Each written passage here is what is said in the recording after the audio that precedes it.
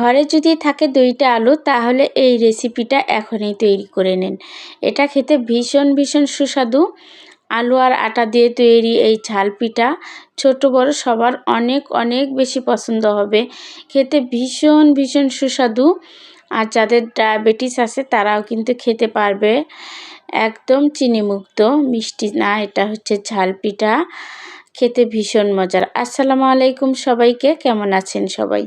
আশা করি ভালো আছেন, আমিও ভালো আছি। আপনারা কেমন আছেন অবশ্যই জানাবেন। এই তো 2টা আলু কিন্তু আমি সিদ্ধ করে নিয়েছি। এই 2টা আলু হলেই কিন্তু হবে। আর ঘরে থাকা আটা বা ময়দা বা চালের গুঁড়ি যে কোনো একটা নিলেই হবে। কিন্তু এই আটা আর আলু দিয়ে কিন্তু আমি এই পিঠাটা তৈরি করে নিব ঝাল ঝাল করে। খেতে কিন্তু ভীষণ সুস্বাদু হবে। যাই হোক, সিদ্ধ আলু দুটোকে কিন্তু আমি গ্রেট করে নিয়েছি। কেউ চাইলে হাত দিয়ে চটকে নিতে পারেন, আর হাত দিয়ে চটকে নিলে ভালো করে ম্যাশ হয় না, এজন্য আমি কিন্তু গ্রেট করে নিয়েছি। আর এই ক্ষেত্রে কিন্তু আলুটাকে খুব ভালোভাবে ম্যাশ করে নিতে হবে, এই জন্য কিন্তু গ্রেট করে নিলে খুব ভালো হয়, তখন আর কোনো ঝামেলা থাকে না। যাই হোক, আলু আর আটাই তো আমি একসঙ্গে এখন মিশিয়ে নিব। এখানে আমি 1 কাপ আটা নিয়েছি 2টা আলুর জন্য, আর 2টা আলু দিয়ে কিন্তু অনেকগুলো হয়েছে। আর একটু বড় সাইজের আলু নিয়েছি, তো এই জন্য কিন্তু অনেকগুলো হয়েছে। আর পিঠাও কিন্তু প্রায় অনেকগুলোই হয়েছিল, সবার মানে ভালোভাবেই হয়েছে, খাওয়া হয়েছে। যাই হোক, এই তো আলু আর আটা কিন্তু আমি প্রথমে খুব ভালোভাবে মিশিয়ে নিচ্ছি, হাত দিয়ে মাখিয়ে নিচ্ছি। খুব ভালোভাবে কিন্তু মাখিয়ে নিতে হবে প্রথমে আলু আর আটা। আর মাখানো হয়ে গেলে বাকি উপকরণ দিয়ে মাখাতে হবে। এই তো সুন্দরভাবে কিন্তু মিশিয়ে নিয়েছি। এখন আমি বাকি উপকরণগুলো দিব। প্রথমে এই তো ধনেপাতা কুচি দিব। এখানে আমি 1 বাটি ধনেপাতা কুচি করে রেখেছিলাম, সেটাই দিয়ে দিলাম। তারপর দিব এই তো লবণ পরিমাণ মতো, হলুদ গুঁড়ো দিব 1 চামচ, মরিচ গুঁড়ো 1 চামচ, ধনিয়া জিরা গুঁড়ো দিব 1 চামচ। তারপর 2টা শুকনা মরিচ ভেজে নিয়েছিলাম, ওইটা লবণ দিয়ে কষলিয়ে ভেঙে দিচ্ছি।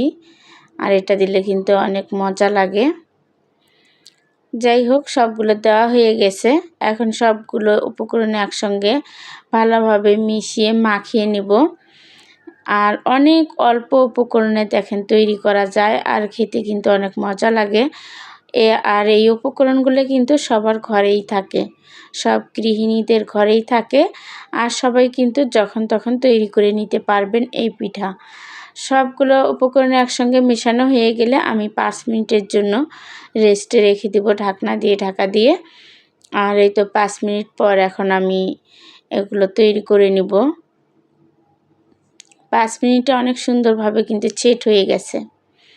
এই তো এখন আমি এটাকে লেচি কেটে নিব, 3 ভাগে ভাগ করে নিব রুটি বানানোর জন্য।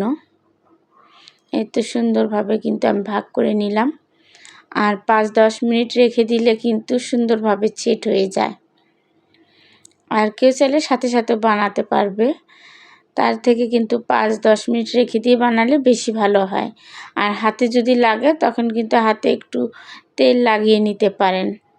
যাই হোক, এই তো রুটির মতো করে কিন্তু আমি এগুলোকে ডলে নিচ্ছি। তারপরে তো বেলে নিব, রুটির মতো বানিয়ে নিব।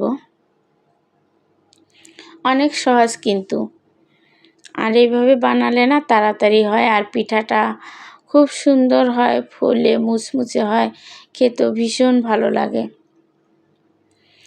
এই তো বানিয়ে নিলাম রুটি।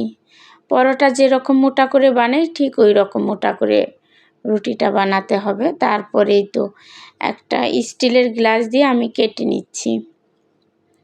আর কেউ চাইলে ডিজাইন করা কুকি কাটার দিয়েও কেটে নিতে পারেন, তখন কিন্তু দেখতে আরও সুন্দর হবে। সো আমি গ্লাস দিয়ে কেটে নিলাম। এই তো এর পুরুত্বটা দেখতেই পাচ্ছেন কীরকম মোটা। আমরা পরোটা যেরকম একটু মোটা করে বানাই ওই রকম, বা পুরির মতো। আর খুবই সহজ, কিন্তু তাড়াতাড়ি কিন্তু হয়ে যায়। এই তো হয়ে গেলে এভাবে আমি সবগুলো তৈরি করে নিব। সবগুলো তৈরি করা হয়েছে, এখন এই তো ভেজে নেওয়ার পালা। চুলায় এই তো কড়াই বসিয়েছি, তেল গরমে দিয়েছি। তেল একটু গরম হয়ে আসলে পিঠাগুলো দিয়ে দিব। আমার সাথে আমার মেয়েও কিন্তু দিয়েছে পিঠা কড়াইতে। এই তো দেওয়ার সঙ্গে সঙ্গে কীভাবে ফুলতেছে দেখতেছেন। অনেক সুন্দরভাবে কিন্তু ফুলে যাচ্ছে, একদম ফুলকো ফুলকো হবে।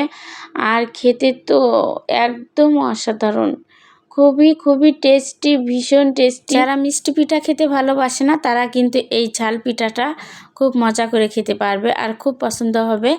যাই হোক, পিঠাগুলো কিন্তু অনেক সুন্দরভাবে সবগুলোই ফুলেছে, অনেক বেশি সুন্দর হয়েছে, কালারফুল হয়েছে দেখতে তো মাশাল্লাহ, খেতে তো আরও বেশি মাশাল্লাহ, খুবই খুবই সুন্দর হয়েছে। সবগুলো পিঠা আমার ভাজা হয়ে গেছে, ভিডিওটা লং হয়ে যাবে, এই জন্য কিন্তু আমি শর্টকাটভাবে দেখিয়ে দিলাম। মাশাল্লাহ, খুব খুব মজার পিঠা।